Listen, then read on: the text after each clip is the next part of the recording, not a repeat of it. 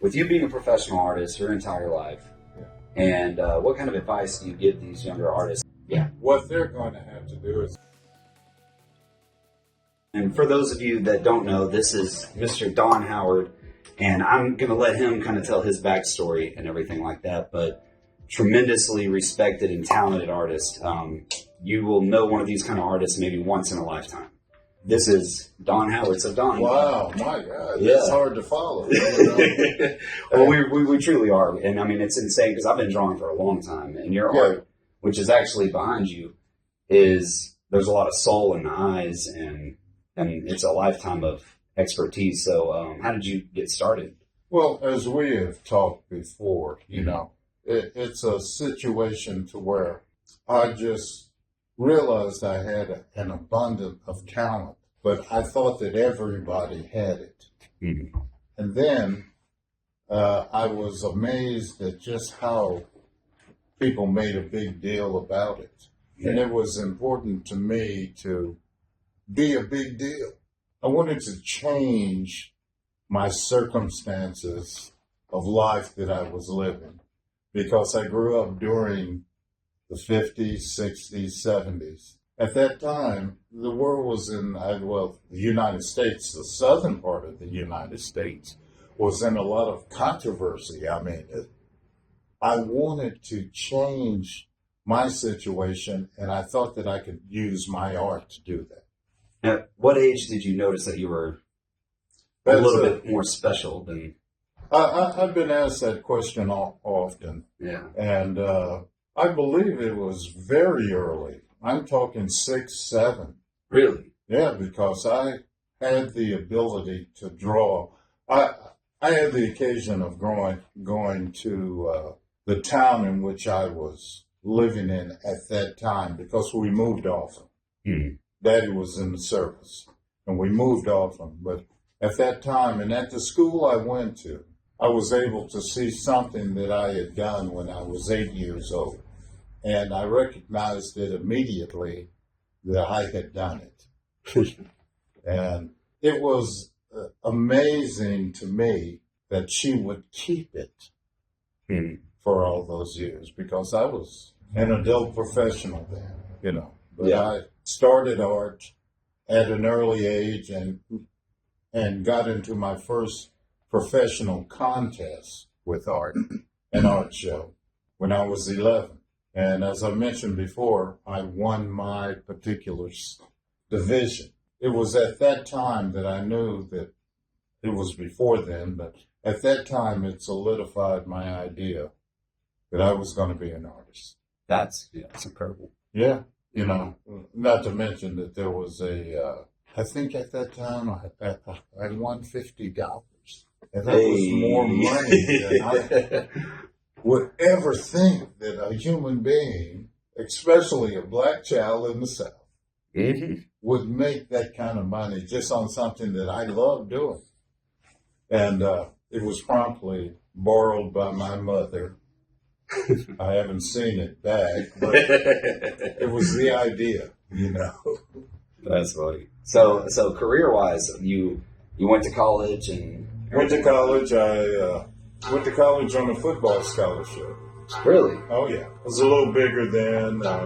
Not an overly gifted athlete, but because of my size, height, and speed, I was fast for my size. I was offered 11 scholarships, and I chose Hampton University in Virginia because they had a great art program. I mean, it was nationally known at that time. Yeah. So just a little bit of a background. Did you practice every day whenever you were drawing back then? Absolutely. Okay. So it wasn't just natural talent. No, put your efforts. And to this day, every week I have a drawing day, and I work on certain things that I might have labored on the previous caricature. See, I realize that these are, I call them color caricatures, and they're devalued because of the fact that they are a caricature. But it is still a watercolor painting. And so I work on my techniques. Amount of time that I can spend in practicing. developing my skills. That's drawing and using a paintbrush painting, which is a totally different discipline. Yeah. I have to spend that time. Yeah. You know, it's very important to me to be the best when I have a task in front of me, to have all my skills ready at that time. Yeah. What do you like painting with? Or do you use paint, or do you use like... I use water-based paints, Okay. and I developed my technique from that, is because over the years they've gotten better. They used to be shit, excuse me, but they used to be to where you couldn't depend on them. Mm-hmm. But then acrylics got on the market, and the watercolors even got better, and so I use those. And the main reason why I use that, because oils are the kind of Cadillac. You can do more with oils, but the drying time is bad, and I have deliveries. Gotcha. You Yeah, see. because you have a website too, don't you? Yeah, absolutely. So tell us about that. What do you like to sell on there? Yeah, well, my wife Dorothy, and I have to mention her because she is one half of my company, and she has mad computer skills, and That's as a good matter guy of on fact, the team. put together my website. We have been online, and I'm not sure if I'm the number, but I'm in the top 10 of those people in the state of Alabama who went online early in the situation, because we went online in '96 as far as art companies are So concerned. at the very beginning, really. Yeah, at the very beginning, you know, and we had to learn along the way and stuff like that. But now you can go on my site, you can order what you want. Can you order a custom caricature too? Or? Oh yeah. Oh, that's awesome. absolutely. Yeah. That's the big thing, Yeah, so friends, family. and that's the main Christmases. thing. Yeah. And you mentioned that when I first started in business, a black and white 16 by 20 custom caricature was going for $69. My color was $89.95. Now at this particular time, a 16 by 20, we can receive $400 for it, and we have a backlog. And we don't do any black and whites now because they feel that they want the whole smoke, you know, the whole thing. And so it's amazing to me that in my backyard where my studio is located, Yeah, that's nice. that I can produce worldwide business. And not only that, build off of my fame when I arrived in this area was that I had worked for Disney. But now it is at a situation to where that's a Don Howard. Yeah, it doesn't. That Disney doesn't just need to be the identity, exactly. you know, because you developed a lifetime of art, so it's Don Howard. Yeah. Right, and I felt like I had kind of made it in this business. In 2003, we received word that we had a Scottish fan club. Now, come on. That's pretty funny. Come on. You know, I mean, to where, and they order from us annually. Annually? That's so awesome. that they can they use it as a fundraiser to raise money for them. And they give it to a charity or whatever. And that makes me feel pretty good that my works have a charitable slant to them too. Yeah, absolutely. Yeah. All right, Pat, do you want to have any specific questions? Well, I think one of the remarkable things that I remember about some of the stories on your career is how you first got accepted at Disney. Yeah. Without them knowing who you were, just knowing that you were a talented artist out there with a Midwestern accent. Right. And the first face-to-face kind of interview was when I had met him, and the young, pretty receptionist said, and I introduced myself as Don Howard, and she looked me all the way up and said, "We didn't know you were so tall." The fact of the matter is that they were caught really unawares of my race. Yeah, because this was, what year was this? This was in '74. Yeah, so you being black, 7 foot Yeah, tall. and there was not many people of color in your main corporations, and the especially federal Disney at that time. and federal government was on them to, change that situation. And I feel blessed that I got there in the purest of ways. No affirmative action was considered. The actual situation is that I had won a national art contest that they sponsored. That's cool. Okay. And so they didn't even know. Look, before the internet, cell phones and stuff, nobody knew who anybody was. There wasn't a place where you could see a photograph of the head of a company or whatever.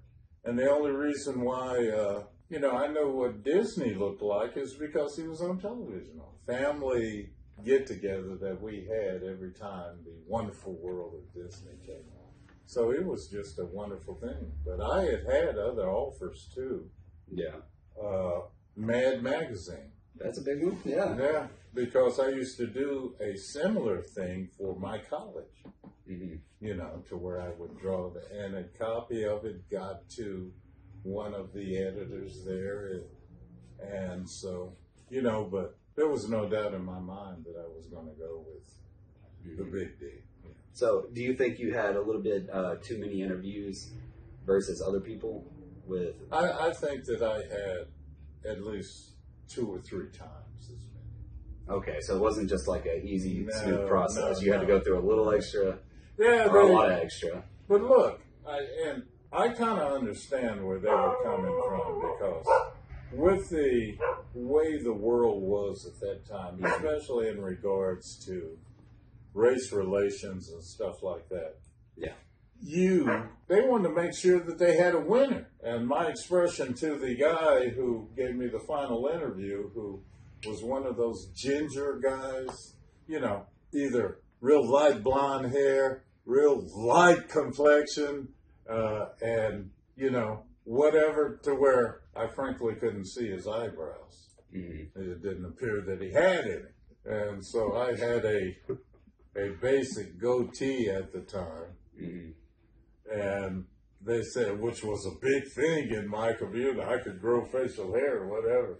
And they said, well, that we have a no facial hair policy. And then I looked at him and I was really and I said, you mean even eyebrows? He turned red as a beet. He turned red as a beet. And I was oh, yeah. Yeah, there. I can draw those on if you because he, bless his heart. Oh man! So there is a burning question I wanted to ask you. So with all the artists that are out there, they've been to college, they've studied their whole lives on art, their whole career is art. Right. And now the past 2-3 years, we've had AI.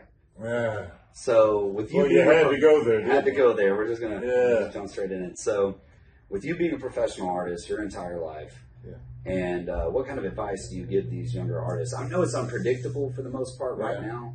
Well, but it is also taking a lot of... Whatever advice I give them is nil. Yeah. What they're going to have to do is embrace it. Okay.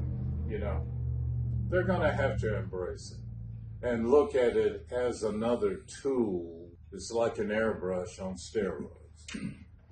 Another tool as compared to a definition of what their art is. Now, I have the best computer ever made in my head, and they do too. And so what you're going to have to do is spawn your creativeness in dealing with it. Now, there is one thing that I can say to them, to go ahead and get their techniques and stuff together instead of just putting out something. You got to give it together. The other day, when I say other day, about a month ago, on one of my work days, I said, I'm going to do a small caricature in AI style. The finish, the deepness in color, and all of that, and just see how close I can come. Yeah. Well, what I did, I liked it, Mm-hmm. okay?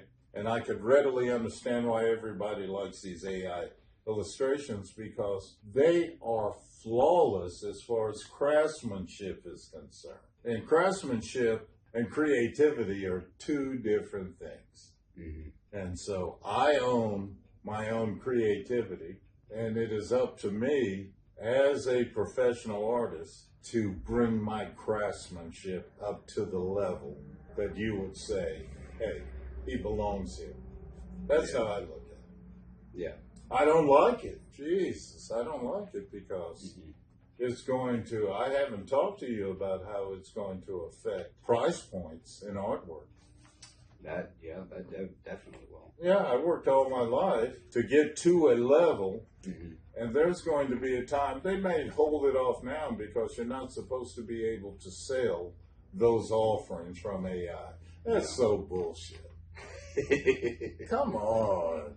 If you got something good and the world likes it, you're going to sell it. Yeah. Okay? So, the way I look at it is that I've worked all my life to get my price points up to where they are, to where I should be making the kind of money that I'm making. All right? But if something comes in, some technology, which has happened all through history, where technology has taken away, you know, it used to be the most important guy in the village was the blacksmith.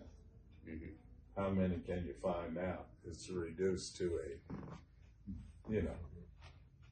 Yeah. So, That's definitely good advice. Embracing it's going to be number one. yeah. Absolutely. Because it's going to be a tool. It's there whether we like it or Oh, not. You know? gosh, it's there. It's even playing music and all these Yeah, other things yeah, now. So right. we got to use it as a tool, especially. And I'm going to tell you business. the truth. If I was a musician or even a songwriter, and there's a tool out there that could help me, Yeah. Be more productive. be more productive. Yeah. And as a artist and everything and working on it, I wrote a song with it briefly, but what I had to do was I had to pick the words apart and still had to customize it to my creativity view. But it also did a lot of the work real fast. That's what I'm saying. So it's the same thing with drawing. right, It'll do a lot right. of the work real fast, but you can still edit that to become part of what you see it, because art is subjective to the eyes sure. of the creator. So Well, look at it this way. The drawing of what I do is the most labor-intensive part of producing what I produce. All right? yeah. And so, if there was something, a tool, which could help me with that, using my style, I'd jump on it in a minute. Yeah. Because I have the creativity, Yep. you know, to think of what I want. Yeah, and it could be close, and then you could be like, I don't like the eyes. Let me Yeah, just fix that. that's what I'm saying. Yeah. You know, I was one of the ones who fought against digital illustration. Because look, you're absolutely right. You've drawn a portrait. Something ain't right with that eye. Well, if you could go in digitally and alter it a little, can you imagine the amount of work that it would save? Yeah. Or maybe the likeness isn't just right. If I could move around certain components and still keep the color value and all of that, I'd do it. Yeah, because how long does it take you to make a caricature, for example? Well, it's a 2-day process, 2 days. but Yeah. I can do up to 4 at the same time in those same 2 days. Gotcha. So Yeah. you're just doing them side by side. If Yeah. You want to. You know, but the drawing of each one is individual, and that's what's time consuming. Yeah. It takes a whole day to draw it out right. Yeah. Now, when I don't have a lot of business in front of me, I can take that day and really just, you know, advance my art. But when it comes time to burn, you know, I can whip out those 4, and then the second day I can paint all 4 of them. And do you go in a meditative state when you do this? Do you lose track of time? You lose track of time, space, everything. All right. Yeah. It's you are in art land. Okay. It's a different existence. Yeah, I've been there where I'll do this for like 7 hours and then I can't move my neck. And Yeah. It's at an advanced age now. I feel that it's necessary for me to get up and to do something physical every day because you can get lost in art land. You can get lost there, man. Heartland, I like that. Yeah. That's our easy. You're in there, you know, and you're just, yeah. All right. So I guess another good question: how'd you two meet? Because you two have been friends for a while now, right? Yeah. Well, we've met without knowing each other on several occasions at different events. Mm-hmm. But I guess our most recent was probably around 2015 or 16. Yeah. When we start to design the logo for the pit stop. Okay, the turn. And Don. And you had mentioned to a to a good friend of mine that you were looking for a cartoon character to represent our business. They suggested Don Howard. I said, yeah, I've heard of him. And then when we got together, it's like instant connection. It's like we're like signed a pact to help each other through everything. Those are good friends. And we have that kind of pact, and that's an important pact. And let me say this, that Pat brings a bevy of good people to know. He brings a bevy of that with him. And this is a unique situation, don't you think? I really do. Yeah, I mean, it's definitely a campus. We thought it was a compound at one time, but this is a campus. Isn't it a unique situation? Yeah, it really you is. got the water in front of you. It's beautiful. Right on the Tennessee River. Yeah. Which you guys don't know, but we're going to do a tour later. We are in at the pit stop, so we'll be giving a tour of that later. But it's a nice little slice of heaven next to Huntsville. So we'll kind of get you guys more in tune with what's going on around And here. the intent here was to have a community and based around music and good times on the river. Hey, you can't beat that. I really bought into the idea, and unbeknownst to me, there was a Don Howard Day. Yeah. Yeah, there it is. Yeah. Yeah. Hey, it was a wonderful time and stuff. It was the best Don Howard Day ever. Well, not many people. There's a lot of people out there. They go through a lifetime of learning something, perfecting something. They never get celebrated. It's nice, especially if they're a good person. So it's nice to see that at least one. Why did we do that Jim Parker Day? What was the idea on that, though? That was the first day we did. Was it Jim Parker Day? Yeah. Yeah. And incidentally, we are now in consultations about. Well, he was promoting our venue here too, and in such a way. Day. Yeah. Oh boy. So was it Jim Parker Day before Don Howard Day? Yeah, it was. Yeah, and then it was Don Howard Day, and then it's time for you. Mm-hmm. I was thinking about having maybe one of those Hollywood type roast. Oh, that'd be great. Big logo in the background, and everybody gets up and says what they're going to say about that. Well, I just feel honored to be here and be part of all this. And one of the things that I wanted to hope to bring to our internet folks is the sense of community that we have here. It's like world-class folks that are also common folks. They're like everybody else. Everybody is. But with world-class talent. Yeah. Yeah, well, When you find the kind of the real people, the real vein of humanity, and stuff, once you get into that vein, then you'll find that there are different people on different levels that you would think are different levels. I think those are artificially set. Well, everybody's growing too. Yeah. Yeah, it's not black and white. But a lot of times, you would say, well, I don't really rub elbows with that. He's a top executive at Suma or whatever, these companies that are out here. Okay. And you find even then, they're lonely. They want to have that same kind of camaraderie that you have when you're just a regular guy. You know what I mean? And I think everybody is kind of striving for that. And the more of those that you can get together, then you start forming that real community, you know. Now, I feel that I have a group of people that if I'm in need, that they will respond to that need. If they're in need, I'll respond to it.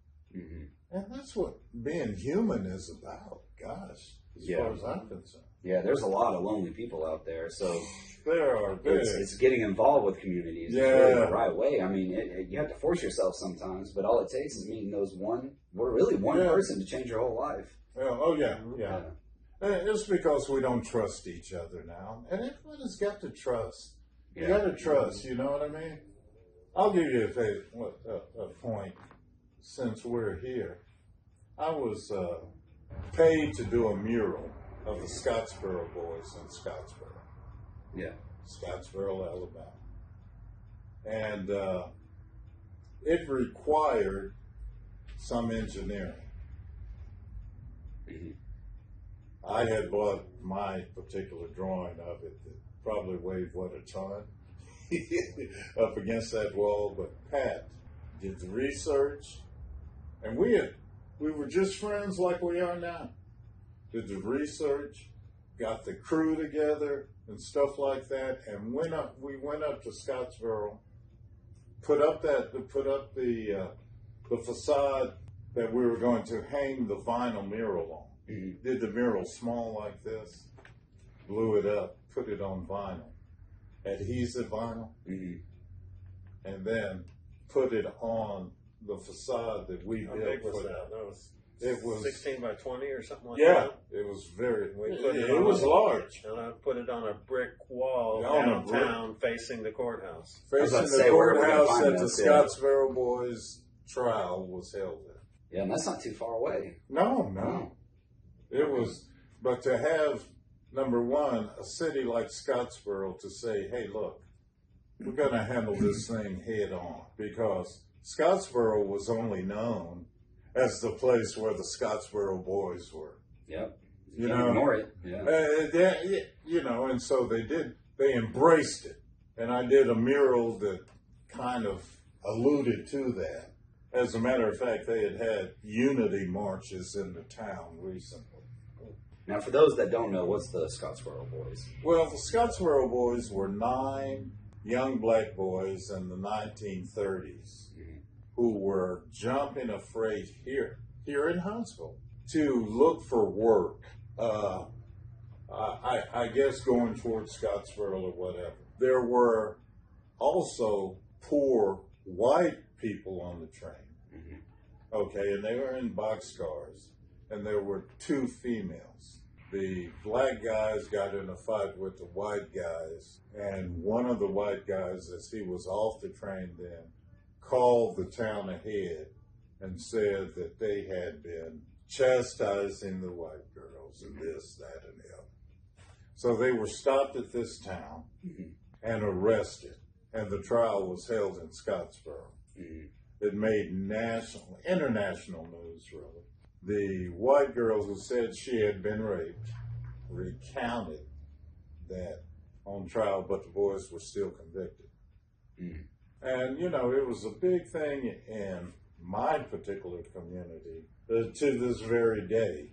Yeah, it's an honor. But they went straight ahead and said, hey, we're going to do this. This was an injustice. Yeah, this is injustice. We're going to put it right across the courthouse that the trials were held in. Yep. Because that's important to keep that kind of information out there and keep people remembering. Yeah, big deal. It was a big deal. I was just happy to get the fee. Because I was glad that the installation worked. Oh, man. The installation it ended up on the news, so I guess it worked perfectly. Yeah. I got the check the next week, so.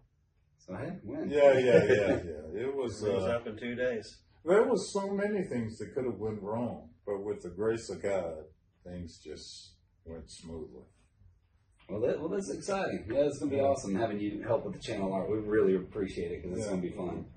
So, Thanks for being on our team. yeah, absolutely. Hey, look, no problem. I would have been insulted if you hadn't asked. Yeah.